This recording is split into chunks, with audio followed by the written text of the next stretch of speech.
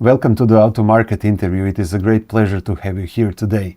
Valeria, could you please introduce yourself and explain what your job involves? Of course, thank you very much for inviting me. It is very exciting to be here, your guest. And my name is Valeria Loretti. I am the motorsport technology manager for marketing and operations in Shellu. That means that I coordinate and lead the team of people who's physically blending and distributing the dedicated products to our partners in motorsports, to every single race, to their factory for tests. And that obviously includes Scuderia Ferrari HP at every single Formula One race. To go straight to the head, what is the difference between the racing fuel that Shell supplies to the Scuderia Ferrari HP and the fuel I can buy at a regular petrol station? So you have to understand that Formula One is a sport around performance and technological innovation. The teams are competing obviously on the sporting field, but they are also competing by introducing every season technical innovations that will create competitive advantage. That is why in Formula One, every single team has a different supplier they work with, and Shell and Scuderia Ferrari HP have been working together for a very long time. That is probably the most long-standing partnership and the most successful in the Formula One paddock. We started more than 75 years ago. And over every year, we have worked together. We have developed this very special relationship. Our scientists work hand in hand with Scuderia Ferrari HP engineers, and we design race fuels and race oils that are dedicated for their power unit. So the first big difference is that these products are only produced in low volumes and are dedicated to work at their best in the latest version of Scuderia Ferrari HP power unit. That means that over the last 4 years, where fuel and oil formulations were frozen and the power unit also was frozen, the both teams in Ferrari and in Shell have been looking into 2026 as the new regulations come in and they could develop a new power unit. Now the hybrid power engine is split into 50-50 between the electrical power and the thermal power. And given that it has changed since the past, we have tried to modify the formulation, the chemistries, the molecules that are in race oil and race fuels to deliver in this new environment with these new thermodynamic parameters, maximum performance and efficiency. There is a new element coming in with regulations in 2026, which is a definition of advanced sustainable feedstocks and advanced sustainable race fuels. This is another difference, but you have to think about developing these fuels as a continuous process around engineering and chemistry. So we as chemists try to understand what molecules work at their best in that engine and power unit conditions. And we understand what are the chemical strategies to unlock more performance and more efficiency. This is at the basis of our motorsport R&D project. That means that whenever we work with Ferrari, we get very fast feedback for very specific conditions, and we unlock a lot of learnings. And these learnings that are at the basic of combustion chemistry, fuel formulation, performance generation in internal combustion engines, these learnings are the same that we need to develop new differentiated Shell V-Power formulations. So over the last 70 years or more, we have been doing this process and we have been taking a lot of learnings. A lot of elements in Shell V-Power have been tested first in motorsports. And this process is exactly the same and is continuing. So, for Formula One, each team uses different fuel tailored to their power unit. I'm curious whether fuels are also adjusted depending on the circuit. For example, is the fuel used in Monte Carlo same one as used in Monza? So currently, the FIA has asked us to homologate one formulation, and that will stay for the whole season.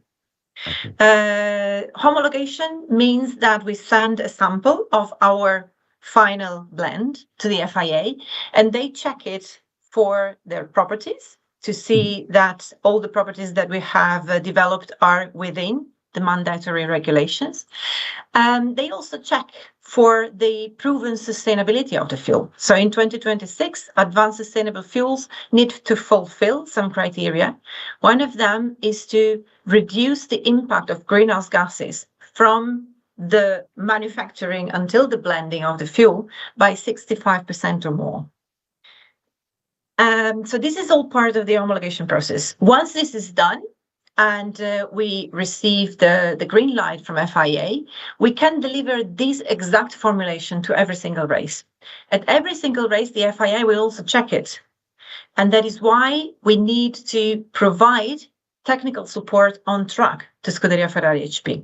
This is another part of the innovation partnership, and we help minimize risks of contamination to the fuel. That is why in Monte Carlo or Monza or wherever you have different circuits, you cannot have different formulations. But in the end, if you look at the environment of the combustion chamber, so what happens in the power unit, the burning conditions, the pressures, the temperatures, that will not vary from circuit to circuit. What the process of creating such a fuel looks like from beginning to the end product? For 2026 fuels, we really need to start from the feedstock, meaning the raw material that is then processed and changed chemically to deliver the components that go in the fuel. The 2026 FIA regulations define advanced sustainable feedstocks in a way that they are feedstocks that are from renewables and do not impact on the supply chain for edible materials. They don't foresee an intense use of the land. So they could be a lot of different feedstocks, but they will also contribute to the greenhouse gas savings in a different way. So we have a selection of different materials. We can start, for example, from residues from crops, agricultural crops, or we can start from waste, municipal waste, for example. We can use recycled plastics as a feedstock, as a starting material. We can use e-fuels. So the FIAs provides a number of different options, and that is the technology freedom that we have. Starting from these materials, we apply some chemical processing. So the feedstocks are changed from a chemical perspective and transformed into something that is containing those molecules that we know are good for performance. This process can be more or less energy intense. It depends what kind of plants do you use and what kind of energy, electricity, for example, you use. There will be a very different impact if you use electricity from fossil or coal, or if you use electricity from aeolic or sun energy.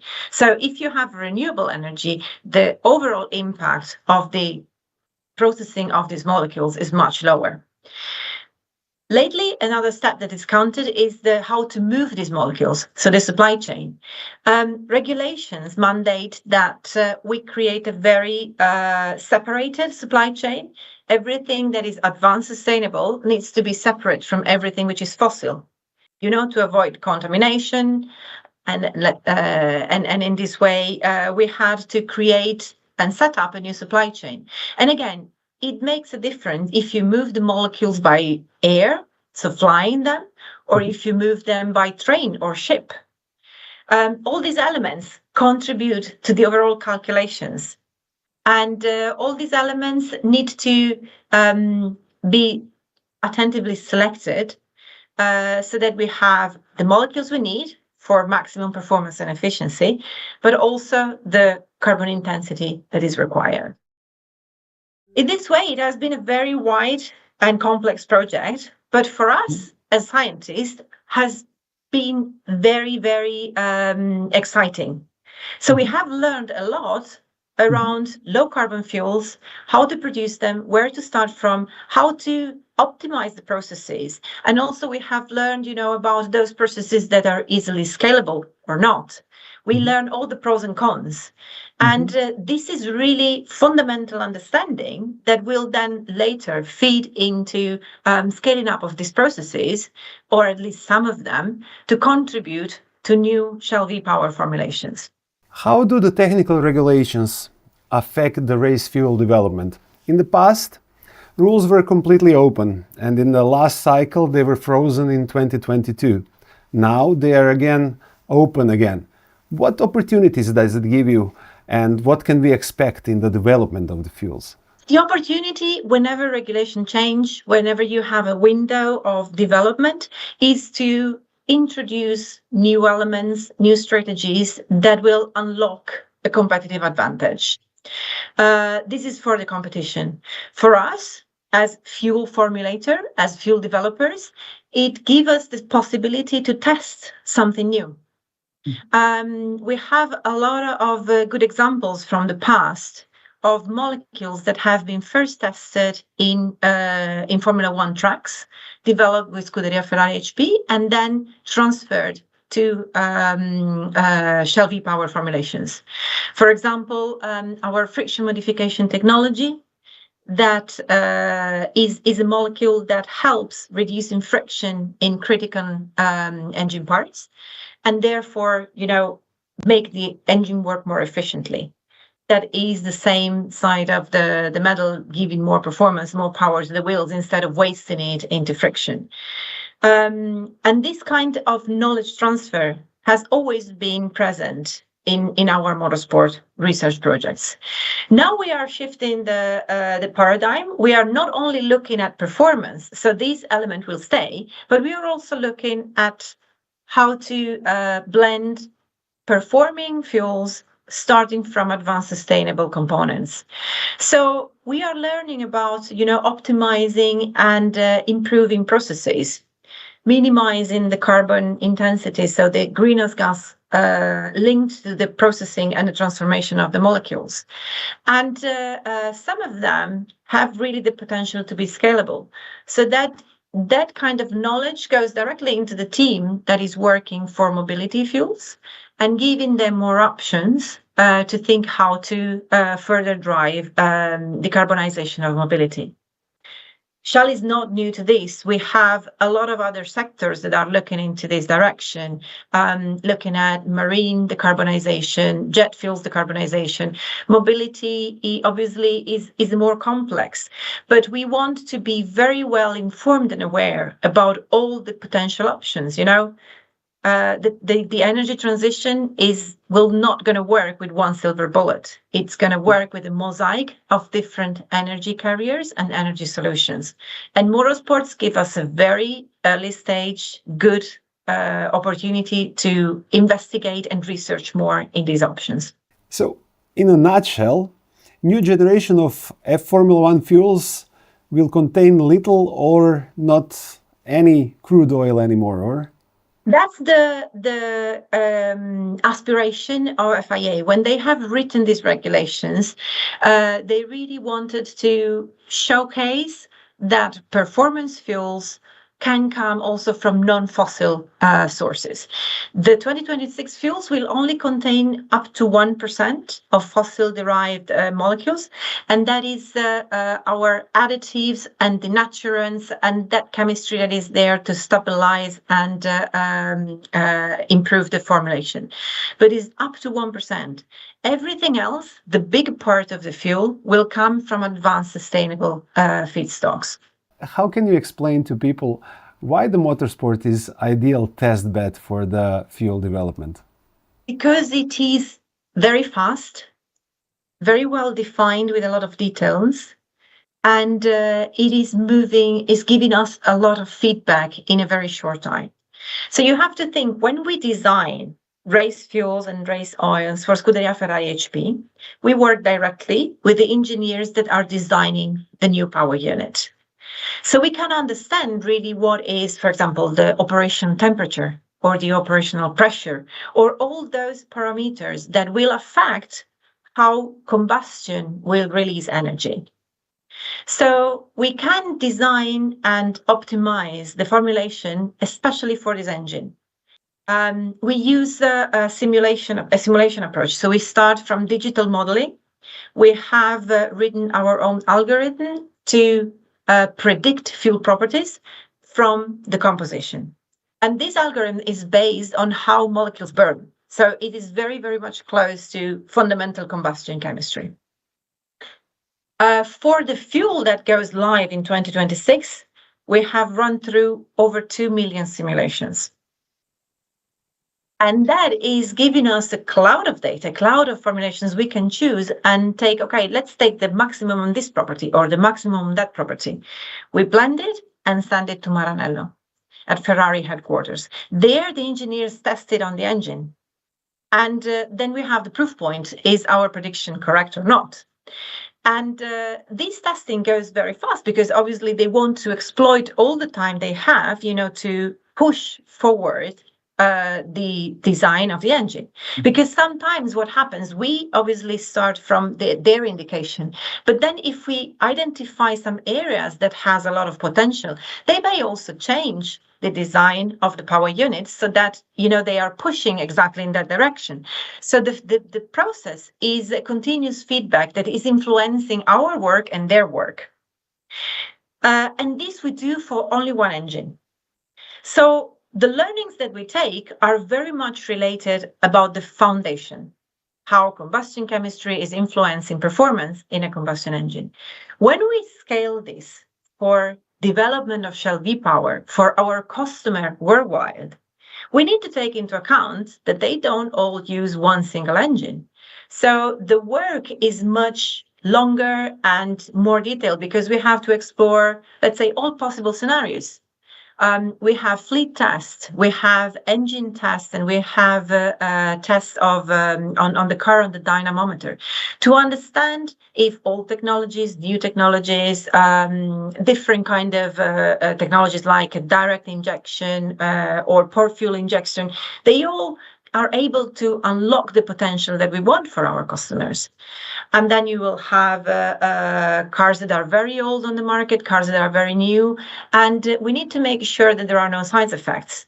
That is where such a fuel development process becomes much longer and much more detailed.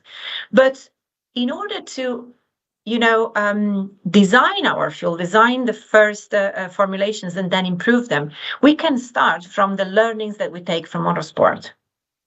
So there is a continuous exchange of knowledge between development of Shell V-Power fuels for the road and development of that bespoke specific low volume formulation for Scuderia Ferrari HP. As someone who attends the several Formula One races, can you describe how the Grand Prix weekend looks like for a Shell scientist?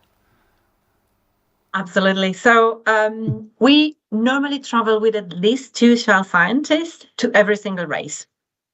And these 2 scientists have the very important job to provide real-time, very fast information to the engineers on the quality and the compliance of our Shell products.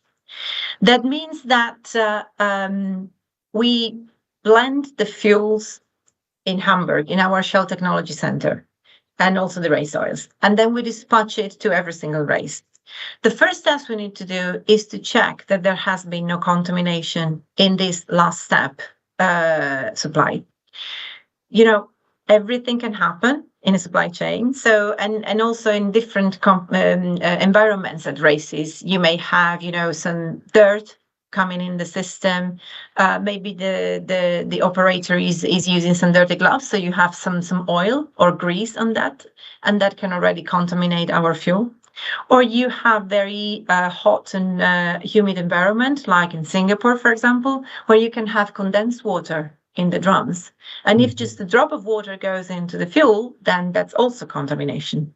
So our first test is about making sure that the race fuel formulation is exactly as it was when it left our technology center and is exactly the same composition as we have homologated with the FIA at the beginning of the season.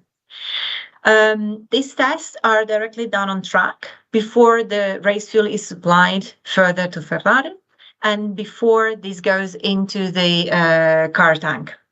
We also check samples from the car tank, from the dispenser, so we make sure that there is really everything is running smoothly.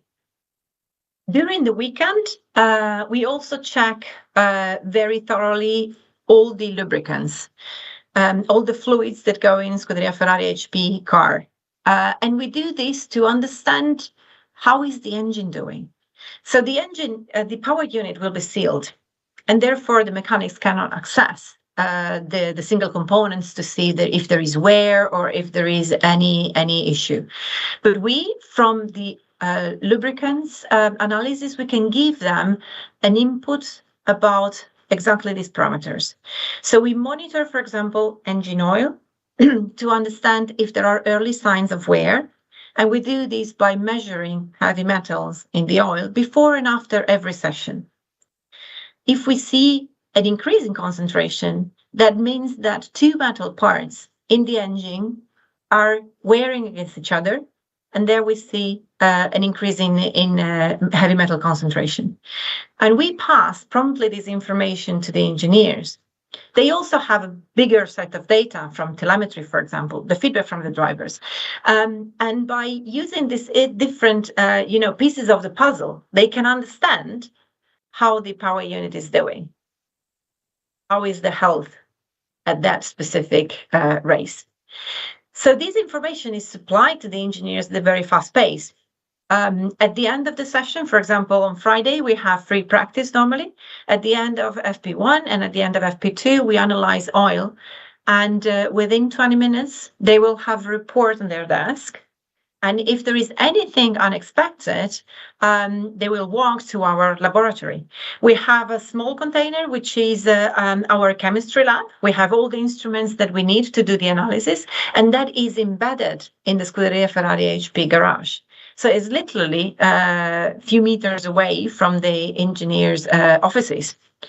And, the discussion around what the data means and putting them into context is what our Shell scientists will do. And that is the real value that we provide to Scuderia Ferrari HP on track, being able to understand and evaluate and assess the data that we produce. Great, Valeria. This is a great conversation and a lot of very interesting information. Thank you very much for this interview. Thank you so much. Thanks.